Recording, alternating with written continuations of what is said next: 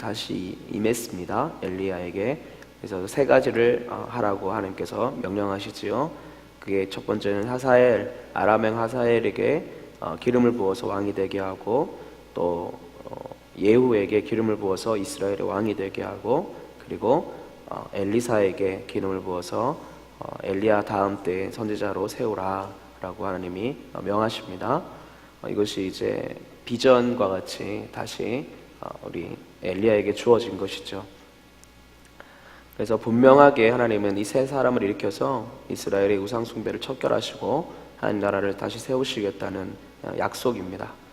약속 위에서 이제 하나님이 지명하신 엘리사를 부르는 그 엘리사가 소명을 받는 그 장면이지요. 하나님의 일이 다시 시작이 된 것입니다. 일이 시작되는 것은요, 우리가 무엇을 봐야 됩니까? 결국 기억해야 되는 것은 하나님이 하신다는 걸 기억해야 된다는 거예요. 우리의 생각과 하나님의 계획이 다르지요. 엘리야는 우리가 보았듯이 엄청난 하나님의 불이 떨어졌잖아요. 그죠? 그래서 엘리야의 생각 안에는 분명히 이런 엄청난 일이 일어나고 이 바알의 선지자들을 잡아 죽였고 이제 아합이 똑바로 깨달아가지고 이 나라가 변하겠구나, 그런 생각을 했을 겁니다. 마음속으로 이렇게 큰일이 일어났는데 이제 이 이스라엘이 변하겠지. 그러나 바로 다음 날 이세벨이 자기를 죽이겠다라는 경고를 보내오죠. 그러니까 아무것도 변하지 않은 겁니다. 아무것도 변하지 않은 그 앞에서 이제 낭망해버린 것이죠. 그래서 도망갑니다. 그래서 하나님의 계획이요, 우리의 생각과 다르다는 걸 다시 한번 기억해야 됩니다. 하나님은 분명히 당신의 방법대로 해나가시는 분이잖아요. 그죠? 그런데도 불구하고 지금 이 엘리야는 자기의 생각 안에 있은 그 자기의 계획대로 일이 이루어지지 않음을 보고 낙심한 거죠. 우리는 기억해야 됩니다. 우리가 생각했을 때 이 일이 반드시 일어나야 되고 그때 결과가 나타나야 된다고 생각하는데, 하나님의 역사는 전혀 우리의 생각과는 다릅니다. 그러므로 우리가 낭망할 시점이 아니라는 거지요. 하나님은 새롭게 비전을 주셔가지고 지금 새 일을 행하고 계시잖아요. 하나님의 때가 있고 하나님의 타이밍이 있기 때문에 낭망할 때 낭망하지 않아야 된다. 근데 그러니까 무슨 말이냐? 하나님과 동행해야 된다라는 얘기를 하시는 거지요. 우리가 할 수 있는 거는 여러분 하나밖에 없습니다.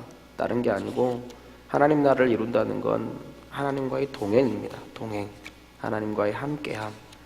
그러므로 우리는 하나님 나라를 살아간다라는 건 하나님과 동행하면서 그분 쳐다보면서 그분을 예배한다라는 것이죠.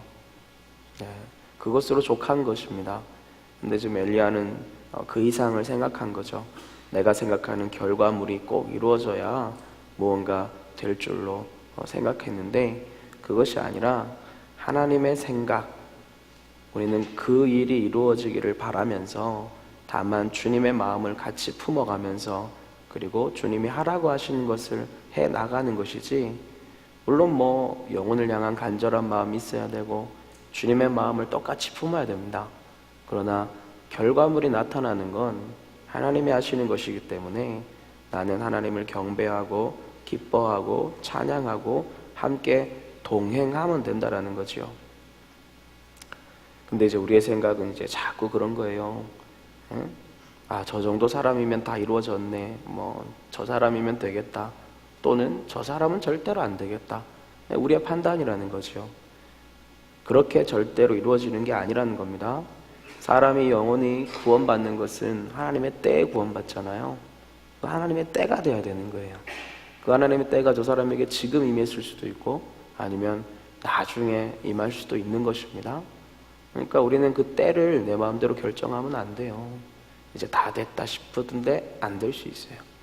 그리고 이제 안 되겠다 싶은데 될 수 있어요. 그러니까 우리가 안 되겠다 싶을 때는 내가 이렇게 애를 썼는데도 불구하고 왜 이렇게 안 되는가 생각하고 포기하잖아요. 낙심하잖아요.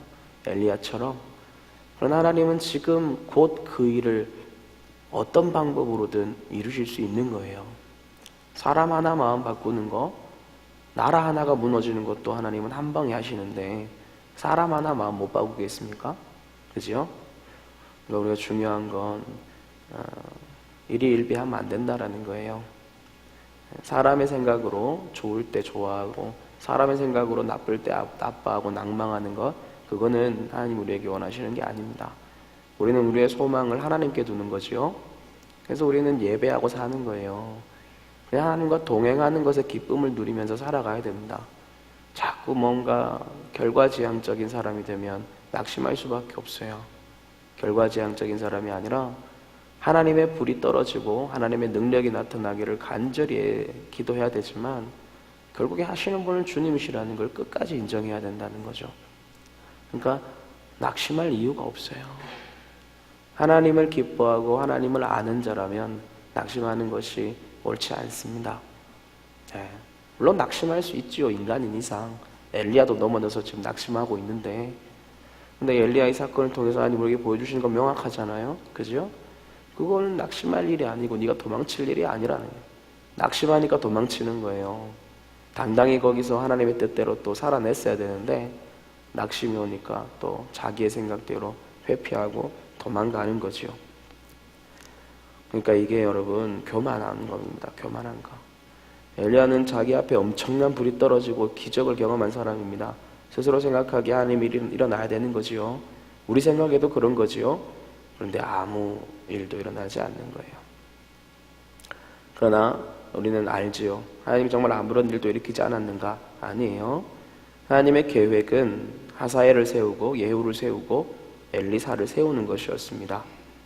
그런데 엘리야는 그게 아니라 무언가 지금 반드시 일어났어야 된다라는 생각을 품고 있는 거지요. 기억합시다. 하나님 나라는 하나님이 이루십니다.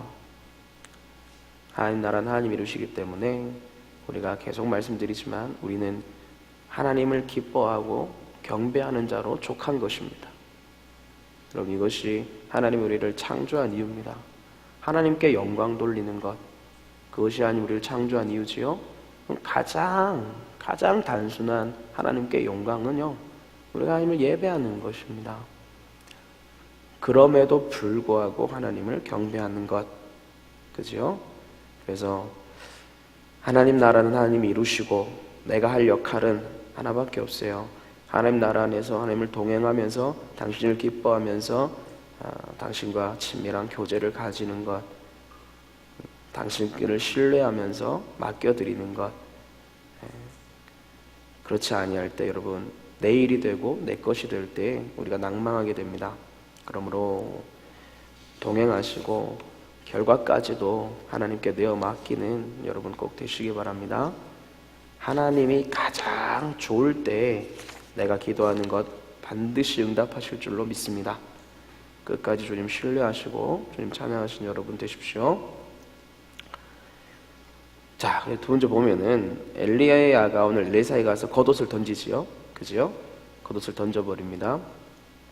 선지자의 겉옷은요, 그 직분을 이야기하는 거예요. 그래서 이 엘리사가 아무 말하지 않고 그냥 와서 여기 20절 보시면 그가 소를 버리고 엘리야에게로 달려가서 이르되 청하건대 나를 내 부모와 입맞추게 하소서. 그리한 후에 내가 당신을 따르리이다.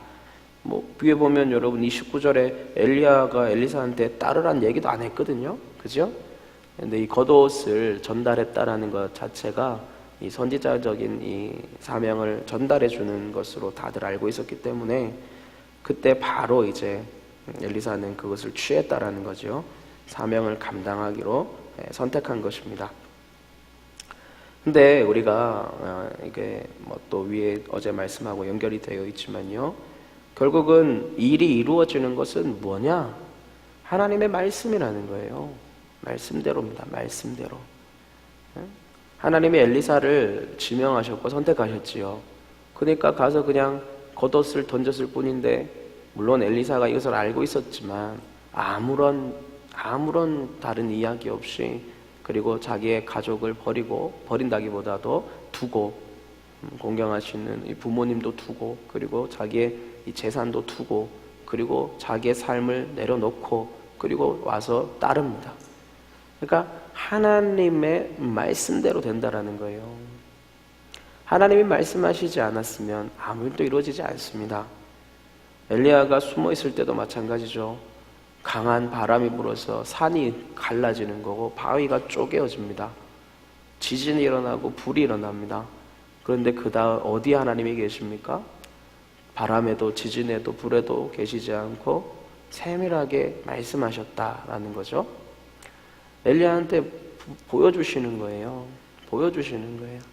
하늘이 흔들리고 땅이 변하고 뭐 솟아나고 불이 떨어지고 하나님의 기적이 일어나고 중요합니다.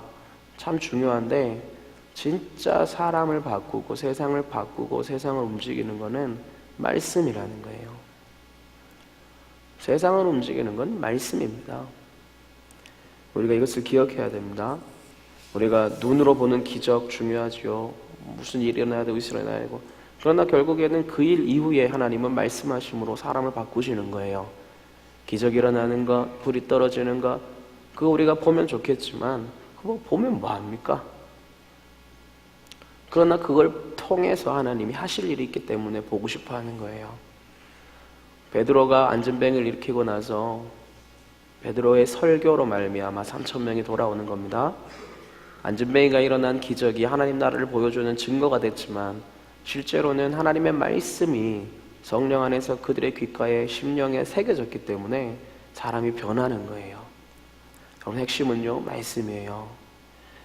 엘리야가 새롭게 힘을 얻은 것은 왜 그렇습니까? 하나님의 음성을 들었기 때문에 그런 겁니다. 낙심해 있을 때 회복을 얻은 것도 말씀이에요. 낙심했을 때 살아갈 힘을 얻은 것도 말씀이고, 그리고 그 말씀 안에서 회복을 얻고 새로운 힘을 얻어서, 그리고 하나님이 또 가라고 명하시고 또 할 일을 그에게 알려주시는 거예요. 내 걸어갈 바를 알리시고 정말 내 길에 빛을 비추시고 내 삶 자체를 회복하시고 그 모든 것을 행하시는 것은 하나님의 음성이었다라는 것입니다. 여러분, 말씀 안에요, 힘이 있습니다. 우리가 주야로 말씀을 묵상하는 사람이 돼야 됩니다. 나 스스로 하나님의 음성을 쫓아 살아가야 되는 사람이 돼야 돼요. 새벽에 나와서 여러분 말씀 들으시는 거 정말 중요하지요. 근데 또 그거 플러스 여러분 스스로가 하나님과의 대면하는 시간을 가지셔야 됩니다. 주야로 말씀을 묵상하는 거지요. 말씀을 새기고 내 심령에 새기는 겁니다. 하나님과의 교제, 친밀한 교제 가운데 내가 말씀과의 교제 가운데 머물러야 돼요. 여러분, 기도 어떻게 합니까? 말씀 없는 기도는요, 그거는 위험합니다. 우리는요, 말씀대로 기도해야 됩니다. 오늘 새긴 말씀을 품고 기도하기 시작하는 것이고, 분명한 말씀의 방향성 안에서 기도하는 것이지요. 말씀 안에서요, 전략이 나오고요, 말씀 안에서 내 갈 바를 알려주십니다. 분명히 성경에 다 정답이 들어가 있습니다. 거기서 여러분 보물을 캐내셔야 돼요. 다시 한번 말씀드립니다. 말씀에서 힘을 얻을 수 있어요. 하나님과의 깊은 교제 안에서요, 새 힘을 얻습니다. 사람한테서 힘을 얻으려고 하지 마시고요. 여러분, 기도하다가 힘 얻는 것, 그것도 중요하지요. 근데 그것보다도 더 깊이는요, 하나님의 말씀하심 안에서 힘을 얻어야 돼요. 그래서 성경책을요, 이 말씀 자체를 묵상하는 것을요, 가벼이 여기지 마십시오. 우리가 기도는 기도하다가 마음이 위로를 얻고 기도하다가 새 힘이 생기고 하잖아요. 그죠? 근데 여러분, 텍스트, 이 말씀이요, 성경 말씀이 우리에게 주어져 있어요. 이 말씀 안에서 하나님은요, 내게 가르치시고 위로하시고 새롭게 하시고 힘을 얻게 하실 수 있습니다. 우리가 말씀을 어떤 지식적인 텍스트로 여기면 안 됩니다. 말씀을 통해서 하나님은 역사하시기 때문입니다. 여러분, 다시 한번 말씀을 새롭게 하시고 붙잡으셔야 됩니다. 주야로 말씀을 묵상하는 겁니다. 여러분, 주야로 말씀을 묵상한다는 건 하루 종일이란 얘기예요. 하루 종일 우리가 말씀의 중심을 다시 세워야 됩니다. 1대1 뭐 좋습니다. 뭐든 좋습니다. 1대1에서도 그렇고, 여러분, 또 우리가 새벽에 말씀 듣는 것도 그렇고요. 그리고 요즘에 그게 계속 되고 있는지 모르겠지만 매일 말씀을 이렇게 셀에서 나누는 것, 그리고 또 어떤 분들은 뭐 생명의 삶 이런 뭐 큐티직도 하던데 좋습니다. 다 좋습니다. 다 좋은데 여러분 말씀이에요. 말씀을요 양념쯤으로 생각하시면 안 돼요. 아침에 내가 새벽기도 말씀 들었으니까 되었다 그렇게 생각하시면 안 됩니다. 오직 그 말씀이요 나를 위로하고 내 사역의 길을 열어가고 나의 길을 제시하고 말씀이 우리의 삶을 붙잡아주게 되어 있습니다. 그래서 여러분 오늘 우리 분명히 보지요. 길을 여시는 분도 하나님의 말씀이에요. 어디로 가야 할지 모르는 그때 하나님 나의 길을 알고 계시잖아요. 그 길을 열어주시는 하나님이십니다. 여러분 우겨싸임을 당했을 그때에도 내가 피할 바를 알 수 없는 그때에도 하나님은요 나에게 말씀하세요. 제가 자꾸 이렇게 강조하는 건요 기도는 많이 하시는데 또 기도하시면서 하나님의 어떤 감동을 주실 수 있는데 말씀이 없으면요 그 감동이요 분별이 잘 안 되고 그게 진짜인가 싶어요. 실제로 이 성경 말씀 자체를 여러분 묵상하셔야 됩니다. 거기에 힘이 있고 거기에 능력이 있습니다. 말씀을 붙잡고 깊이 바라보시는 여러분 되시기 바랍니다. 마지막으로 우리가 보면 21절에 보시면 엘리사가 그를 떠나 돌아가서 한 겨릿소를 가져다가 잡고 소의 기구를 불살라 그 고기를 삶아 백성에게 주어 먹게 하고 일어나 엘리야를 따르며 수종 들었더라. 이 겨릿소라는 것은 이 멍에를 맨 두 마리의 소를 얘기합니다. 그러므로 이 엘리사는 12겨릿소를 이끌었다고 하는데 24마리의 소지요. 밭을 24마리의 소로 간다라는 건 뭘 얘기합니까? 부자죠. 부자입니다. 여러분 이 3년 반의 가뭄이 있는 직후였어요. 물이 터져서 이제 비가 내린 직후였죠. 3년 반의 가뭄이 있었음에도 불구하고 24마리의 소를 이렇게 살릴 수 있었던 건요 굉장한 부자입니다. 그리고 그 24마리를 데리고 밭을 갈고 있었던 엘리사였죠. 근데 이 겉옷을 받자마자 엘리사는 소를 버리고 라는 표현이 있고요. 그리고 딴 얘기 없습니다. 부모님에게 인사하고 오게 하십시오. 그러고 나서 부모님께 인사하고 나서 그 소의 그 기구를 불태워서 농기구를 불태워죠. 멍에를 불태웠겠죠. 멍에를 불태우고 소 2마리를 잡아서 이제 잔치를 벌이고 이제 떠나갑니다. 이제 다시는 돌아오지 않겠다라는 거예요. 마치 베드로가 자기의 그 배를 버리고 예수님을 쫓은 것처럼 이제 내가 다시는 이전의 삶으로 돌아가지 아니하리라 분명히 선택하고 선포하고 있는 것입니다. 여러분 사명자의 삶은요 다 이런데요. 누가 사명자입니까? 우리 모두가 다 사명자입니다. 엘리사는 선지자지요. 선지자는요 부름받은 자인데 부름받은 사람은 구약시대에 세 부류가 이제 기름 부음을 받습니다. 기름 부음 받은 자 그게 누구냐? 왕이 기름 부음을 받고요, 제사장이 기름 부음을 받고요, 선지자가 기름 부음을 받아요. 그렇기 때문에 그리스도라는 말 자체가 히브리어의 메시아라는 말 자체가 그 어원이 기름 부음 받은 사람을 뜻하는 거예요. 그러므로 예수 그리스도는 누구냐? 왕이고 제사장이고 선지자이신 분이 바로 우리의 그리스도가 되시는 것입니다. 그 뜻입니다. 그래서 하나님이 기름 부어서 세우신 사람이라는 거예요. 왕, 제사장, 선지자. 우리는 누굽니까? 왕 같은 제사장이지요. 그죠? 그리고 그것 말고도 여러분 요한일서 2장 27절 한번 찾아볼까요? 요한일서 2장 27절.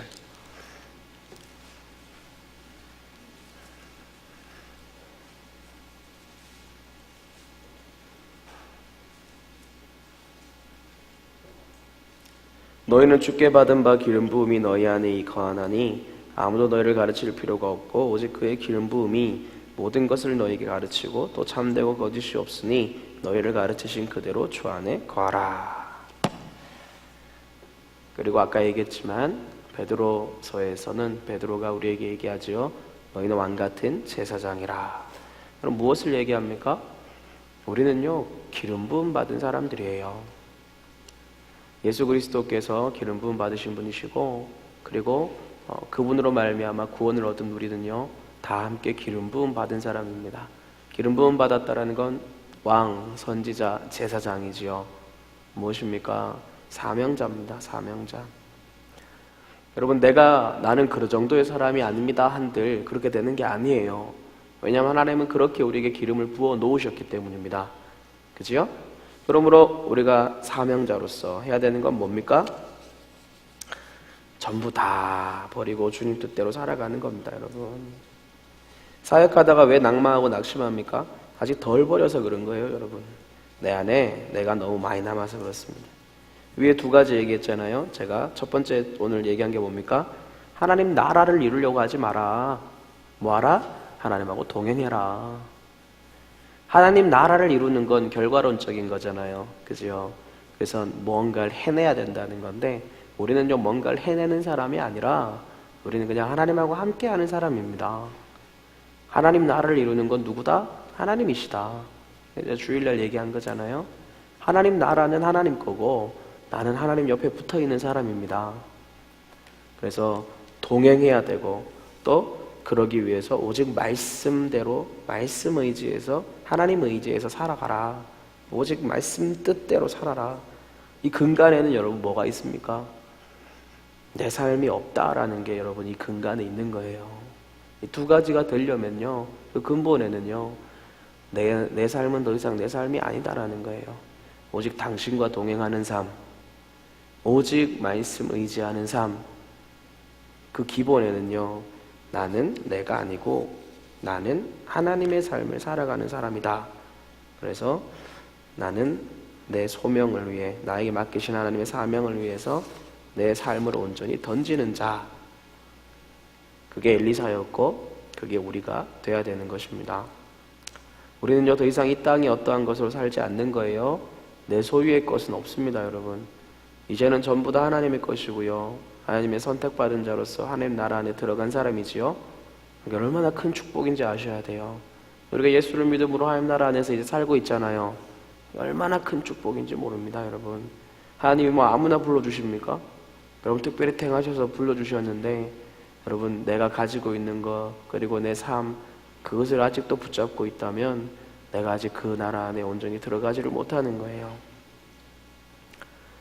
하나님이여 나에게 주신 것, 내 가정, 우리 부모님, 내 삶 전체, 내 물질 모든 것 다 여러분 이건요 뭐 버리라 이런 얘기가 아니고요. 여러분 전부 다 하나님의 것이니 하나님 나라를 위해서 사용되어져야 된다는 것입니다.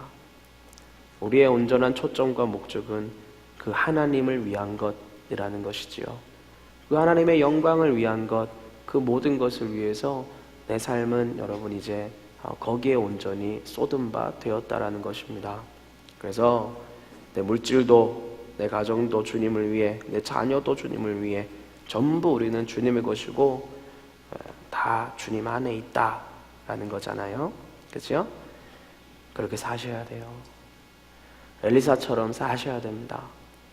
표현이 다 버리고라는 것인데 이 다 버리고라는 표현 여러분도 옳습니다. 내 것이 없지 않습니까? 내 물질도 하나님의 영광을 위해 쓰는 것이고 내 직장에도 하나님의 영광을 위해서 내가 간 것이고 내가 가정을 꾸리는 것도 하나님의 영광을 위한 것이고 전부 다 하나님의 영광을 위한 것입니다. 여러분 그거를요 받아들이셔야 됩니다. 너무 힘겨우세요? 맨날 똑같은 얘기하고 맨날 자꾸 버리고 바치라 그러고 막 힘겨운 게 아니에요, 여러분. 보물이요 발견되지 않아서 그런 것뿐이에요. 천국은요 밭에 감추인 보화 아닙니까? 보화라고 분명히 표현하고 있습니다. 여러분 사도 바울은요 내가 가진 모든 것을 다 배설물로 여긴다 그랬습니다. 오직 예수 그리스도를 아는 지식 그것이 가장 귀하고 그 외에 있는 모든 것은 다 배설물과 같다라는 거예요. 그러면서 살았던 사람이 사도 바울입니다. 사도 바울이요 자기 거를 다 배설물로 여긴다는 게 그냥 말만 그렇게 하는 사람입니까? 아니에요. 헌신과 버림은요 가치를 알기 때문에 할 수 있는 거예요. 그러므로 여러분 참되게 헌신하는 사람은요 그 사람이 대단해서 헌신자가 된 게 아닙니다. 그 사람이 우와 저 사람 어떻게 저렇게 살지 정말 대단한 사람이다. 와 사도 바울 정말 대단해. 나는 그렇게 못 살 거야. 아니에요 여러분. 보화의 가치를 정말로 안 사람은 살고요. 보물을 못 본 사람은 못 사는 거예요. 천국의 비밀을 엿본 사람은 살고요. 천국의 비밀을 못 본 사람은 못 살아요. 왜? 그 천국의 가치가 이 땅에 내게 주어진 가치보다 지금 너무 작은 거예요. 그러니까 버리지 못하는 거예요. 사도 바울에게는 이 땅에 있는 모든 것이 다 배설물처럼 보였어요. 왜요? 자기가 바라본 그 하나님이, 자기가 바라본 그 천국이 너무나 크고 가치로웠기 때문에 이거는 뭐 아무것도 아닌 거예요. 오히려 더 이것들을 버리고 싶은 게 사도 바울의 삶이었습니다. 예수님이 그랬고요. 12제자가 그랬고요. 우리가 알고 있는 믿음의 선조들이 그렇게 살았어요. 그 사람들이 뭐 성품적으로 대단한 사람이어서 그렇게 살았을까요? 그렇지 않습니다, 여러분. 봤기 때문에 그래요. 나는 왜 아직 살지 못하느냐? 아직 못 봐서 그래요. 그러므로 여러분, 헌신하는 사람은, 그 삶을, 내 삶을 던질 수 있는 사람은 똑똑하다기보다는 뭐랄까요? 아는 거죠. 아는 거예요. 그냥 알기 때문에 살아갈 수밖에 없고 사는 것이 기쁨이 될 때까지 사는 것입니다. 여러분, 이것을 기억하셔야 돼요. 그 사람들이 어리석어서 그렇게 사는 게 아니라는 겁니다. 그들의 삶에는 뭔가 이 하나님의 꿈, 하나님의 소망이 자기가 가진 모든 것보다도 더 귀한 것을 봤기 때문에 그런 것입니다. 여러분, 이것을 기억하셔야 돼요. 적어도요, 이게요, 나랑 지금은 아직 별로 상관이 없다 할지라도요, 먼저 선택하고 살아셔야 되는 것입니다. 성경은 그것을 계속 얘기하고 있기 때문입니다. 천국 비유는 계속 똑같은 얘기잖아요. 천국이 여기 있고 그게 밭에 감추인 보화고 네가 이것을 발견하면 너 가진 것 모든 것 다 버리고 나에게 올 수밖에 없다. 여러분, 그게 여러분 천국의 비밀입니다. 성경을 통해서 우리는 알 수 있습니다. 어떻게 살아야 됩니까? 하나님 나라를 위해 살아야 됩니다. 다 버리고 하나님 영광 위해 살아야 됩니다. 근데 그게 무슨 내가 헌신이고 내가 뭐 애써서 뭘 버리는 거고 뭐 내 거를 다 포기하는 거고, 야, 너 믿음 좋다. 여러분, 믿음 좋은 게 아니에요. 헌신자는 믿음이 좋아서 사는 게 아니에요. 여러분, 헌신자는 봤기 때문에 그래요. 진짜로 알기 때문에, 거기에 지금 뭐가 있기 때문에 가는 겁니다. 여러분, 그 사람이 헌신자예요. 여러분, 이것을 기억하시고요. 내 것을 다 버리세요. 왜? 거기에 더 좋은 게 있으니까. 지금 내가 꽉 잡고 있는 이것이요, 다 헛된 것이랍니다. 그리고 거기에 뭔가가 있다 그래요. 우리가요, 그거 보고 살아가는 거예요. 우리가 그거 보고 여러분 나아가는 것입니다. 여러분, 우리가 넘어질 때도 마찬가지입니다. 하나님 나라에 살다가 넘어지고 힘들고 낙심하고 되어지지 않는 것 같고, 여러분, 그래도요 계속 그 삶을 살아가는 겁니다. 왜요? 거기에 뭐가 있는 줄 아니까요. 아는 사람은요 계속 가는 거예요. 모르는 사람은 멈춰버립니다. 멈추고 세상으로 돌아가요. 낭망한 채로 그냥 그렇게 살아요. 그런데 말씀에서 우리에게 가르치시는 그 하나님이 더 있다라고 계속해서 얘기하시는데 어떻게 멈춥니까? 여러분, 기억하십시오. 천국은요 밭에 감추인 보화입니다. 여러분은 그 천국의 소망, 하나님 나라의 소망, 그 소망이 여러분 안에 있으십니까? 우린 그거 가지고 살아가는 것입니다. 결과를 이루기 위해서 살아가는 게 아니에요. 하나님의 소망이 내 안에 있기 때문에 오늘도 걸어가는 것입니다. 피난처 되시는 주님이시지요? 그지요? 이것을 기억하시고 하나님의 소망, 그 천국의 소망, 그 하나님 나라가 내 것이 되고 다 버리고 그 하나님 나라를 위해 살아가시는 여러분 꼭 되시기 바랍니다. 하나님 나라가 아니라 하나님을 위해서 여러분 살아가시는 여러분 꼭 되시고 하나님과 동행하는 한 날 되시기 바랍니다. 말씀 나눠보겠습니다.